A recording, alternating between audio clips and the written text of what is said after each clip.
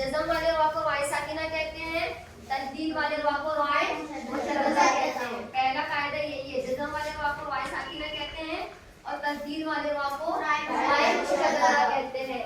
Second, वा साकिना से पहले जबर या वा साकिना से पहले पेश हो तो वा को पुर पढ़ेंगे और जेर हो तो वा को बारिक पढ़ेंगे। उसकी मिसाल दीजिए, वा साकिना से पहले जबर और वा साकिना से पहले पेश की मिसाल।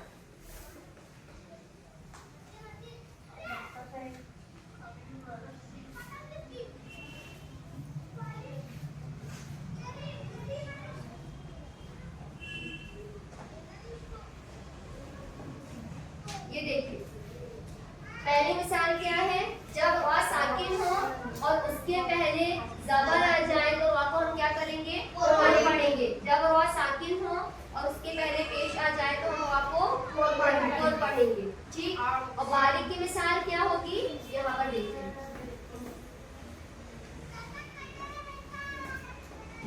ये है वा साकिन से पहले जेर की मिसाल।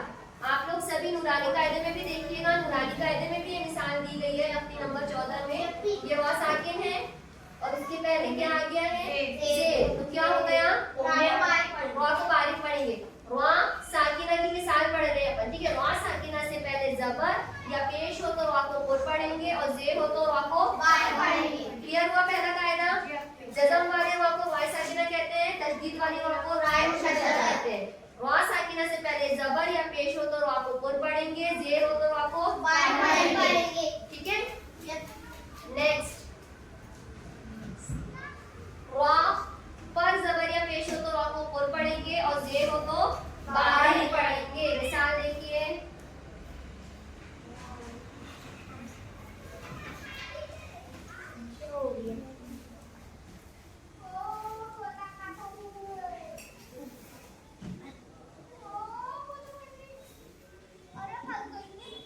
देखिए यहाँ पर हमने कुछ मिसाल लिखे।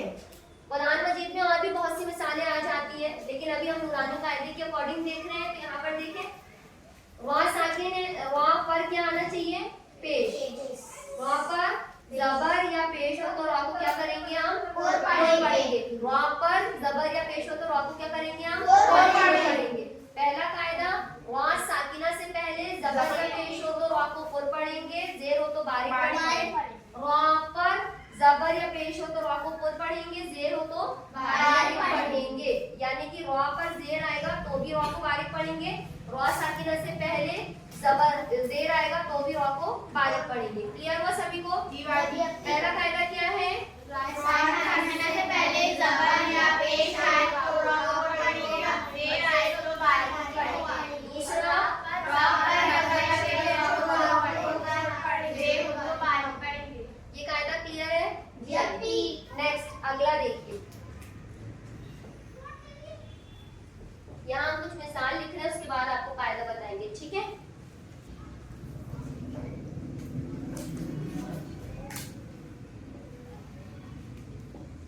वक़्बिरजिऊन और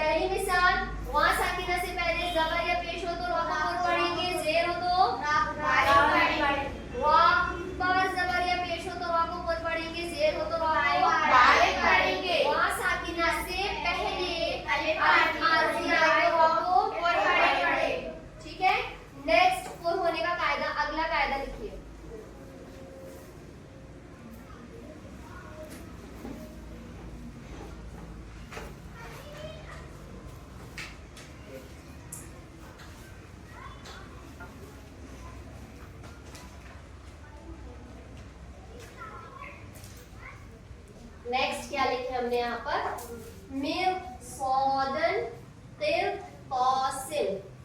ठीक है, इसका मतलब ये हुआ वाव साकिन आई, उसके बाद हुरूफे मुस्तालिया में से कोई भी हुरूफ आएगा तो वाव पर पढ़ी जाएगी। वाव साकिन के बाद हुरूफे मुस्तालिया में से कोई भी हुरूफ आएगा तो वाव पर पढ़ी जाएगी। ठीक है, क्लियर हुआ? समझ में आ रहा है आप सभी को कायदा? देखो मिसालों के साथ इसलिए बता रहे हैं ताकि आपको आसानी हो। वाव साकिन से पहले जेर आई है ना, बारीक पढ़ना था हमें, क्योंकि बाजी ने बताई है वाव साकिन से पहले जेर हो तो बारीक पढ़ेंगे। इसीलिए आपको सारे कायदे जानना जरूरी है कि हमें आगे पीछे सारे हुरूफ देखना पड़ता है, उसके बाद डिसाइड करना पड़ता है बारीक हो रहा है कायदा या पुर हो रहा है। वाव साकिना के बाद वाला हुरूफ कौन सा है? सॉद, सा, ज़, ता, ज़, फा, गैन, क़ाफ। ये है मोटे हुरूफ, है ना, जिसे हम हुरूफ मुस्तालिया कहते हैं। तो वाव साकिना के बाद हुरूफ मुस्तालिया में से कोई भी हुरूफ आएगा वाव को कैसे पढ़ेंगे? अभी बच्चे जरा यहाँ ध्यान दीजिए, एक बार तो फिर से रिपीट कर रहे हैं। जज़म वाले वाव को वाव साकिना कहते हैं, तशदीद वाले वाव को वाव शद्दा कहते हैं। ठीक है, वाव साकिना से पहले ज़बर या पेश हो तो वाव को पढ़ेंगे, ज़ेर हो तो वाव को पढ़ेंगे, वाव पर ज़बर या पेश हो तो वाव को पढ़ेंगे, ज़ेर हो तो वाव को पढ़ेंगे। वाव साकिना से पहले अलिफ आरज़ी आए वाव को पुर पढ़ेंगे। नेक्स्ट, वाव साकिना के बाद हुरूफे मुस्तालिया में से कोई भी हुरूफ आए तो वाव को पुर पढ़ेंगे। ठीक है, पुर पढ़ने के कायदे, एक कायदा और बताते हैं हम, देखिए। वाव साकिना से पहले जेरे असली आए तो वाव को पुर पढ़ेंगे, वाव पुर पढ़ी जाएगी। उसकी मिसाल है इरजिई। क्लियर है? मिसाल लिख लीजिएगा, तख्ती नंबर 14 जो वाव साकिना वाव मुशद्ददा का कायदा है उस पर ये वाली मिसाल मेंशन नहीं है, मिसप्रिंट हो गई है ना, प्रिंट नहीं हो पाई है, तो ये मिसाल जरूर लिख लीजिएगा, मेंशन कर लीजिएगा। इरजिई, वाव साकिना से पहले जेरे असली आए तो वाव को पुर पढ़ेंगे, वाव पुर पढ़ी जाएगी। ठीक है, लेकिन ख्याल रखिए इसके पहले कोई और हुरूफ नहीं होता है, शुरुआती उससे होती है। क्लियर? समझ में आया? पर्टिकुलर वर्ड की शुरुआत ही ऐसी होती है, इसीलिए हमने आपको मिसाल भी दिखाई। क्लियर है? इरजिई। ठीक है, समझ में आया?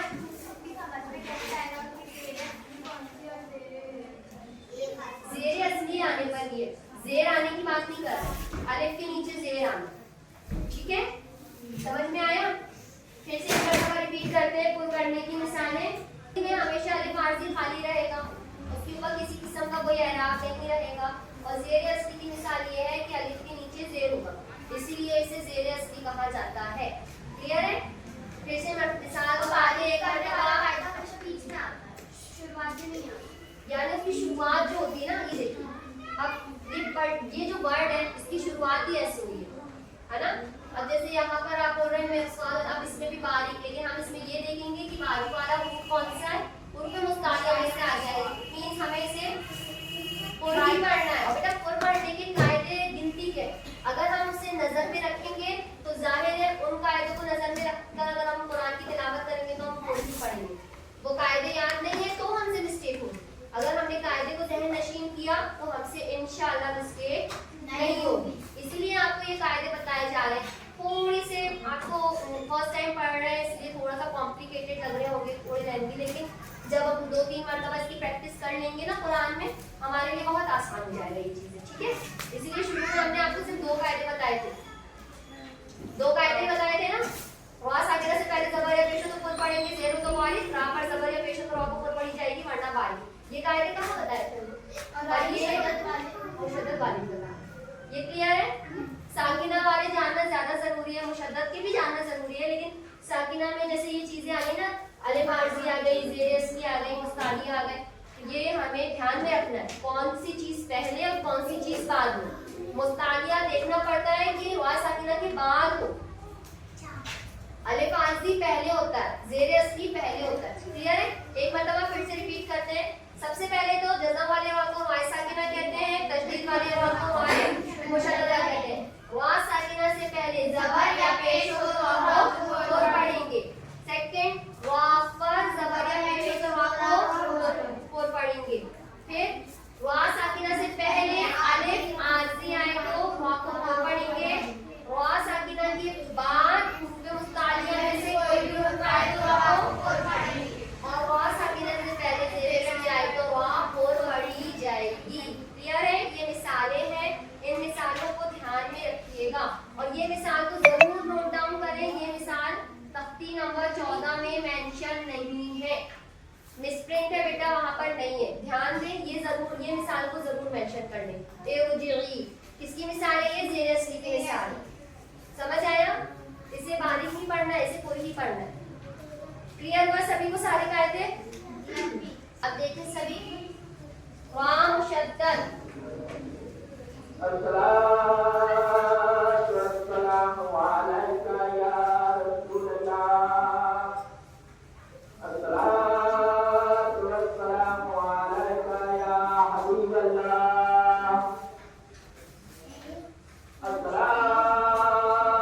बताया हमने, वाई मुशद्दद पर ज़बर या पेश हो तो वा को पढ़ेंगे, जेर हो तो बारीक पढ़ेंगे। मुशद्दद पर ज़बर की मिसाल देखिए सभी।